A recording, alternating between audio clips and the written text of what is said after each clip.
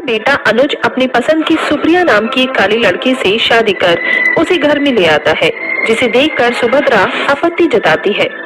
अनुज, मैंने तुझे इतना बड़ा इसी दिन के लिए किया था कि तू अपनी माँ के सपनों को कुचल के एक काली लड़की से शादी कर उसे यहाँ ले आए। तुझको जात बिरादरी और मेरी नाक का ख्याल भी नहीं रहा।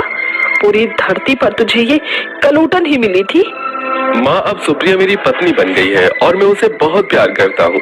आपको उसे इतना कुछ कहने का कोई अधिकार नहीं है। अगर आप हमारे रिश्ते को नहीं अपनाएंगे तो मैं यहाँ से चला जाऊंगा। माँ जी, बातों का बुरा मत मानिए, ये बस मुझे बहुत प्यार करते हैं और आपसे भी, इसीलिए ऐसा कह रहे हैं। ओह कल्लो माई, तुझे बीच में बोलने के लिए किसने कहा? और अनुज, तुझे अपनी 4 बहनों का ख्याल नहीं आया? अब उनकी शादी कैसे होगी? तूने अपनी पहले कर ली। उसकी चिंता आप मत कीजिए, मैं उनकी बहुत अच्छी जगह शादी करूंगा। फिलहाल तो वो हॉस्टल में है। अब तुझसे नाराज होकर भी मैं क्या ही कर लूंगी, अपनाना तो पड़ेगा ही। तू इसे प्यार जो करता है। आजा बहू, अब शक्ल क्या दिखा रही है? अपनी सास के पैर नहीं छुएगी क्या? जरूर छूंगी माँ जी। फिर आंखों में खुशी के आंसू लिए सुप्रिया अपनी सास के पैर छूती है और सुभद्रा उसका गृह प्रवेश कर देती है। अगले दिन से सुप्रिया एक आदर्श बहू की तरह घर के सारे काम करती है, जिससे सुभद्रा बहुत खुश होती है। तूने जिस तरह से आज पहले ही दिन काम कर लिया है, मैं बहुत खुश हूँ। पर ये बता, मेरे गोरे से बेटे ने तेरे जैसी काली सूरत में ऐसा क्या देखा जो उसने तुझसे प्यार कर लिया? माँ जी, यही तो उनकी खासियत है।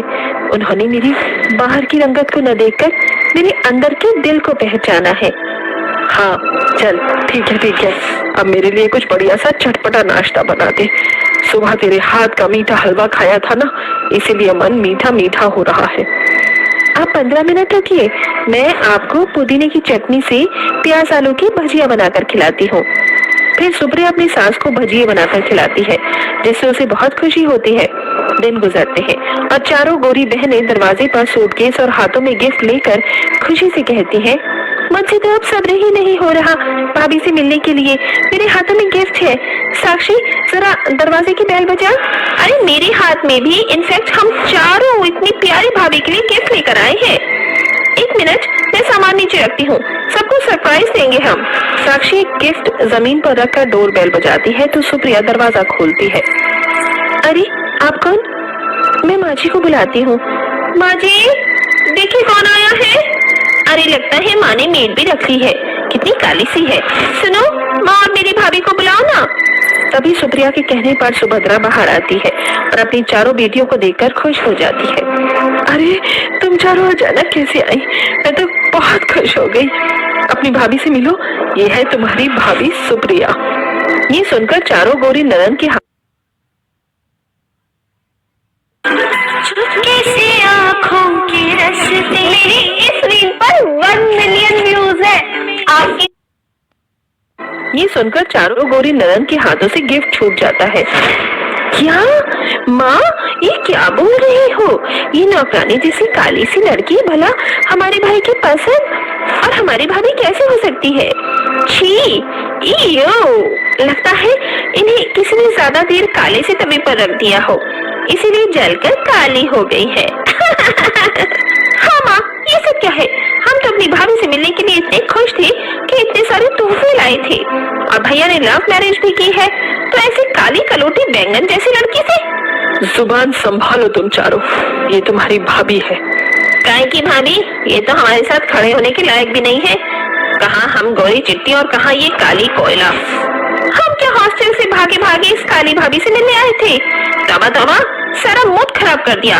चलो अपने कमरे में। ये कहकर चारों गोरी ननन अपने कमरे में चली जाती है। वहीं ननन की बात सुन इकलौती भाभी की आंखों में आंसू आ जाते हैं, जिसे सुभद्रा संभालती है। बहू, तू फिक्र मत कर, थोड़े दिन में तुम चारों पांचों घुल मिल जाओगे तो सब ठीक हो जाएगा। जी माँ जी। अगले दिन सुप्रिया ननन के कमरे से गुजर रही थी तो शिवानी परेशान करने के लिए अपने पैर को अड़ा देती है, जिसे सुप्रिया गिर पड़ती है और चारों ननन हंसने लगती है। देखो देखो, कल्लो माई तो गिर गई। क्या हुआ भाभी, ज्यादा जोर की लग गई क्या?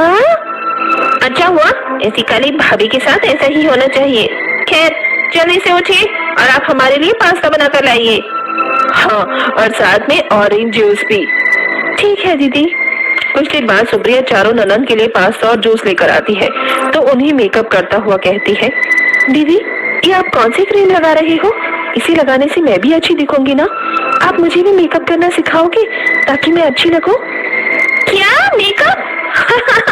तुम्हारी कोई औकात नहीं है इतना ब्रांडेड मेकअप लगाने की। हाँ, तो सीखना तो बहुत दूर की बात है, और वैसे भी इस काली सी सूरत पर मेकअप भी कर लोगी तो भी ऐसी ही रहोगी। आई बड़ा लाडो रानी मेकअप लगाने, फुटो यहाँ से। दीदी मानती हूँ कि मैं काली हूँ, जब भगवान ने ही मुझे काला बनाया है तो इसमें मैं क्या कर सकती हूँ? क्या हम जैसे लोगों की जिंदगी नहीं होती? तुम जैसे लोगों की जिंदगी में सिर्फ कालेपन के ताने सुनना लिखा है, समझी? ये सुनकर सुप्रिया आंखों में आंसू लिए चली जाती है। वक्त गुजरता है। चारों ननद अपनी काली भाभी को कालेपन के हमेशा ताने देती रहती थी, तो कभी उसे गिरा दिया करती थी।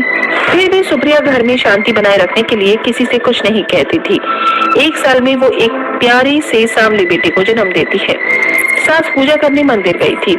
इस बीच चारों ननद की कुछ फ्रेंड्स आती हैं, जिसके बाद वो घर पर किटी पार्टी करती हैं। वाह यार, क्या मजा आ रहा है तेरी किटी पार्टी में। ऐसे तो तुझे रोज पार्टी करनी चाहिए। तूने अपनी भाभी को खाना बनाने के लिए कुछ कहा था, लाई क्यों नहीं वो अभी तक स्नैक्स? रुक जा, मैं अभी बोलती हूँ। भाभी, ओ भाभी, कितनी देर में खाना लगाओगी या हम सब भूखे मरे यहाँ? बस दीदी ला रही हूँ, मुन्ना जग गया है, आप उसे थोड़ी देर संभाल लीजिए। ओह गॉड, ठीक है, उसे दे दीजिए। फिर सुप्रिया मुन्ने को साक्षी के हाथ में दे देती है, पर साक्षी ज्यादा देर संभाल नहीं पाती है। ओहो, इस कलूटे बच्चे ने तो मुझे गीला कर दिया सो करके। इसे रूम में ही पटक कर आ जाती हूँ, वरना मेरी किसी बातें पर बात कर देगा। ये कहकर साक्षी बच्चे को बिस्तर पर लगाकर आ जाती है, जहाँ वो भीगे कपड़ों में रोता रहता है, और सुप्रिया उनकी पार्टी में स्नैक सर्व करती है। सभी दोस्तों के जाने के बाद सुप्रिया अपने बच्चे के बारे में पूछती है। दीदी, मेरा बच्चा कहाँ है? मैंने तो कहा था आप उसको संभाल लेना। फिर हे भगवान, मुझे उसके रोने की आवाज आ रही है। कमरे में है वो। फिर सुप्रिया भागती हुई अपने बच्चे के पास जाती है, जहाँ वो बहुत ज्यादा तप रहा था और चुप होने का नाम ही नहीं ले रहा था। इतने में अनुज और सुभद्रा घर पर आ जाते हैं। बच्चा चुप न होने पर सब उसे अस्पताल लेकर पहुंचते हैं, जहां डॉक्टर बच्चे को निमोनिया की शिकायत बताता है। और अपने बच्चे की ये हालत देखकर सुप्रिया ननन से कहती है, देखिए ना, आप चारों की लापरवाही से मेरे छोटे से बच्चे को निमोनिया हो गया है। अरे आपको दुश्मनी मुझसे निकालनी थी तो मुझे मार लेती, लेकिन मेरे बच्चे के साथ ये करने की क्या जरूरत थी? मैंने आपके कहने पर आपका सारा काम किया, आपके गेस्ट को संभाला, और आपने क्या? तुम चारों के पास मुन्ना था और तुमने उसे गीला छोड़ दिया। इतनी लापरवाही कैसे कर सकती हो? तुम तो बुआ हो ना उसकी। मेरे छोटे से बच्चे के साथ तुम चारों ने ये किया है। आज तुम्हारी वजह से वो इतना तड़पता रहा बुखार में। बस बहुत हो गया। तुम चारों को मेरे बच्चे और मेरी पत्नी से प्रॉब्लम है ना? हम तीनों घर छोड़कर चले जाएंगे अम्मा। भैया, हमसे बहुत बड़ी गलती हो गई, हमें माफ कर दीजिए। हम नहीं जानते थे कि मुन्ने की तबीयत खराब हो जाएगी। हाँ भैया, हमें माफ कर दीजिए, पर हमें ऐसे छोड़कर मत जाइए। हाँ भैया भाभी, माफ कर दीजिए। हमें अकल आ गई है कि इंसान का रंग रूप नहीं, दिल अच्छा होना चाहिए, जो हम चारों ननद का है नहीं, वरना ऐसा नहीं करते जो आज हुआ। हम चारों को अपनी गलती का पछतावा है, दोबारा ऐसा कभी नहीं होगा। प्लीज भैया भाभी रुक जाइए। सुनो जी, इनको माफ कर दो। ठीक है। इस तरह चारों ननद को अपनी गलती का एहसास होता है और वो मुन्ने का बहुत ख्याल रखती है। कुछ ही दिनों में मुन्ना ठीक हो जाता है और ननद भाभी के बीच प्यार की नोकझोंक शुरू हो जाती है। गरीब ससुराल में बर्थडे पर आई 2 अमीर सहेलियां।